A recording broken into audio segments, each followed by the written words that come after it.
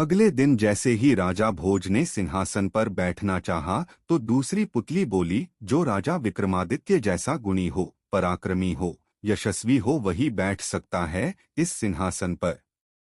राजा ने पूछा, विक्रमादित्य में क्या गुण थे? पुतली चित्रलेखा ने कहा, सुनो। एक बार राजा विक्रमादित्य की इच्छा योग साधने की हुई। अपना राजपाट अपने छोटे भाई भर्तृहरि को सौंपकर अंग में भभूति लगाकर जंगल में चले गए। उसी जंगल में एक ब्राह्मण तपस्या कर रहा था। देवताओं ने प्रसन्न होकर उस ब्राह्मण को एक फल दिया और कहा, जो इसे खा लेगा वह अमर हो जाएगा। ब्राह्मण ने वह फल को अपनी पत्नी को दे दिया। पत्नी ने उससे कहा, इसे राजा को दे आओ और बदले में कुछ धन ले आओ। ब्राह्मण ने जाकर वह फल राजा को दे दिया। राजा अपनी रानी को बहुत प्यार करता था। उसने वह फल अपनी रानी का दे दिया। रानी का प्रेम शहर के कोतवाल से था। रानी ने वह फल उसे दे दिया। कोतवाल एक वेश्या के पास जाया करता था। उसने वह फल वेश्या को दे दिया। वेश्या ने सोचा कि मैं अमर हो जाऊंगी तो भी पाप कर्म करती रहूंगी। अच्छा होगा कि यह फल राजा को दे दूं।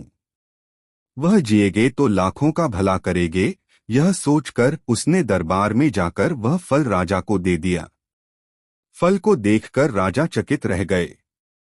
उन्हें सारा भेद मालूम हुआ तो बड़ा दुख हुआ। उसे दुनिया बेकार लगने लगी।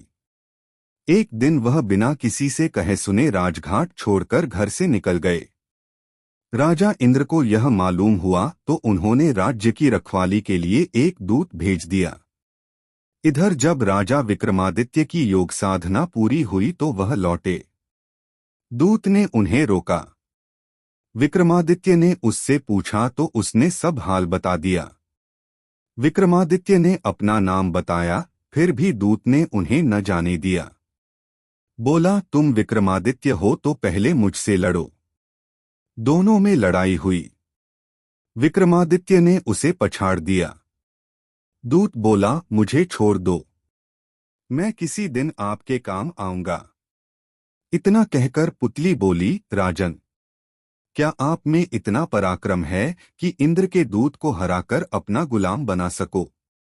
इस प्रकार दूसरा दिन भी यूं ही निकल गया। तीसरे दिन तीसरी पुतली चंद्रकला ने सुनाई नई कहानी।